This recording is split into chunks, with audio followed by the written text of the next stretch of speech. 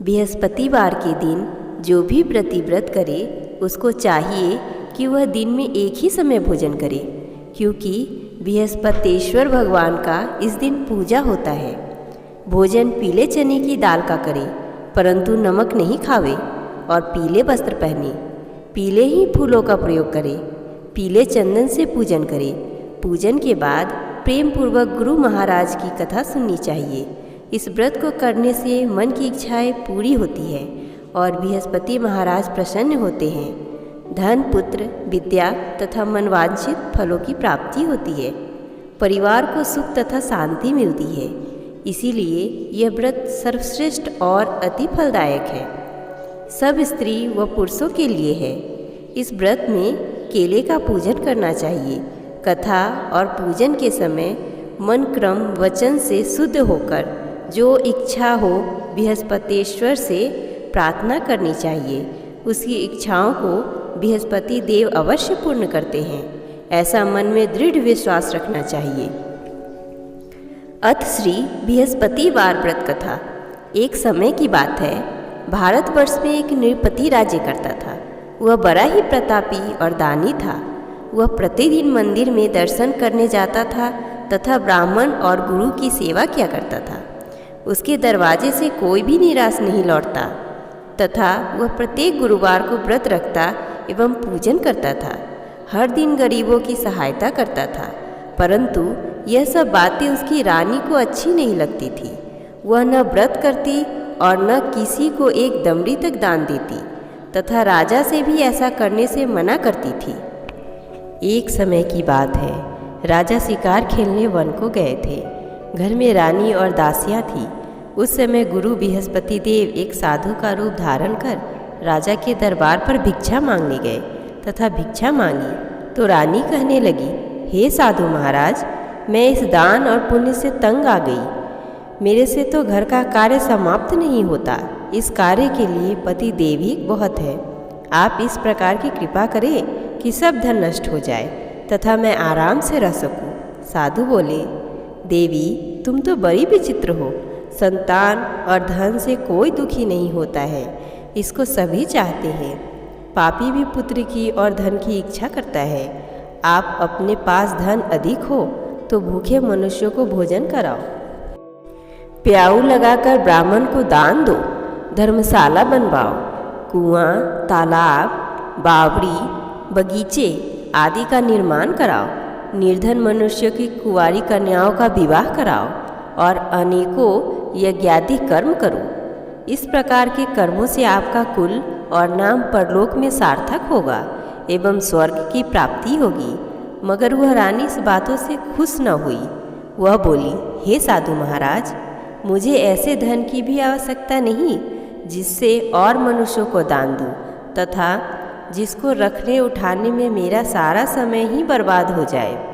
साधु ने कहा, हे देवी, तुम्हारी ऐसी ही इच्छा है तो यही होगा।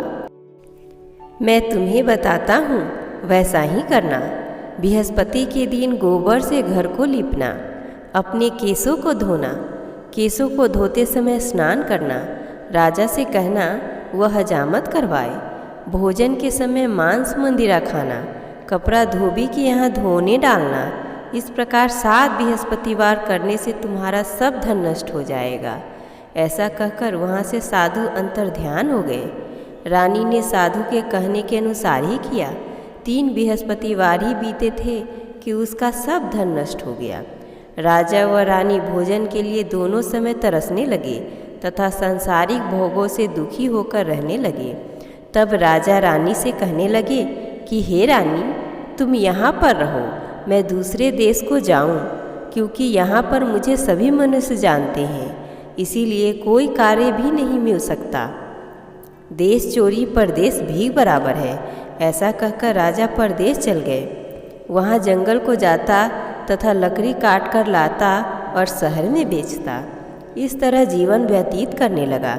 इधर राजा के घर रानी और दासी रहने लगी। किसी दिन भोजन मिलता और किसी दिन जल पीकर ही रह जाती। एक बार रानी तथा दासी को 7 रोज बिना भोजन के व्यतीत हो गए तो रानी ने अपनी दासी से कहा, हे दासी, यहाँ पास ही के नगर में मेरी बहन रहती है, वह बड़ी धनवान है। तू उसके पास जा और वहाँ से 5 सेर बेझर मांग ला, जिससे कुछ समय के लिए गुजर हो जाएगा। इस प्रकार रानी की आज्ञा मानकर दासी उसके बहन के पास गई। रानी की बहन उस समय पूजा कर रही थी, क्योंकि उस रोज़ बृहस्पतिवार था। जब दासी ने रानी को बहन को देखा तो उसने बोली, हे रानी, मुझे तुम्हारी बहन ने भेजा है, मेरे लिए 5 सेर बेझर दे दो। इस प्रकार दासी ने अनेक बार कहा, परंतु रानी ने कुछ उत्तर नहीं दिया, क्योंकि वह उस समय बृहस्पतिवार की कथा सुन रही थी। इस प्रकार जब दासी को किसी प्रकार का उत्तर नहीं मिला तो वह बहुत दुखी हुई एवं क्रोध आया और लौटकर अपने गांव रानी के पास जाकर बोली, हे रानी, तुम्हारी बहन तो बहुत ही बड़ी आदमीन है, वह छोटे मनुष्य से बात भी नहीं करती। इसलिए मैंने उससे कहा तो उसने कोई उत्तर नहीं दिया। मैं वापस चली आई। तब रानी बोली, हे दासी, इसमें उसका कोई दोष नहीं है। जब बुरे दिन आते हैं तब कोई सहारा नहीं देता। अच्छे बुरे का पता विपत्ति में ही लगता है। जो ईश्वर की इच्छा होगी वही होगा। यह सब हमारे भाग्य का दोष है। इधर उस रानी ने देखा कि मेरी बहन की दासी आई थी, परंतु मैं उससे नहीं बोली, इससे वह बहुत दुखी हुई होगी। यह सोच कथा सुन और विष्णु भगवान का पूजन समाप्त कर वह रानी बहन के घर चल दी और जाकर अपनी बहन से कहने लगी कि हे बहन, मैं बृहस्पतिवार का व्रत कर रही थी। तुम्हारी दासी गई, परंतु जब तक कथा होती है तब तक न उठते न बोलते हैं, इसलिए मैं न बोली। कहो दासी, क्यों आई थी? रानी बोली, बहन, हमारे घर अनाज नहीं था। वैसे तुमसे कोई बात छिपी नहीं है, इस कारण मैंने दासी को तुम्हारे पास 5 सेर बेझर लेने के लिए भेजा था। रानी बोली, बहन, बृहस्पति भगवान मनोकामना पूर्ण करते हैं। देखो, शायद तुम्हारे घर में अनाज रखा हो।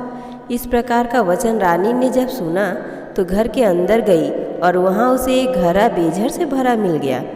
तब रानी और दासी को बहुत ही खुशी हुई। दासी कहने लगी, हे रानी, देखो, वैसे हमको जब अन्न नहीं मिलता तो हम रोज़ ही व्रत करते हैं। अगर इससे व्रत की विधि और कथा पूछ ली जाए कि कथा कैसे है तथा यह व्रत कैसे करनी चाहिए।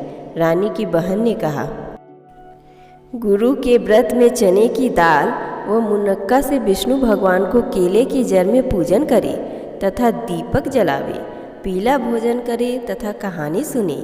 इससे गुरु भगवान प्रसन्न होते हैं, अन्न पुत्र धन देते हैं, मनोकामना पूर्ण करते हैं। इस प्रकार रानी और दासी ने यह निश्चय किया कि बृहस्पति भगवान का पूजन जरूर करेगी। 7 रोज के बाद बृहस्पतिवार आया तो उन्होंने व्रत रखा। घुड़साल में जाकर चना गुड़ बीन लाई तथा उसी दाल से केले की जड़ तथा विष्णु भगवान का पूजन किया। अब पीला भोजन कहाँ से आवे? बेचारी बड़ी दुखी हुई, परंतु उन्होंने व्रत किया था, इस कारण गुरु भगवान प्रसन्न थे।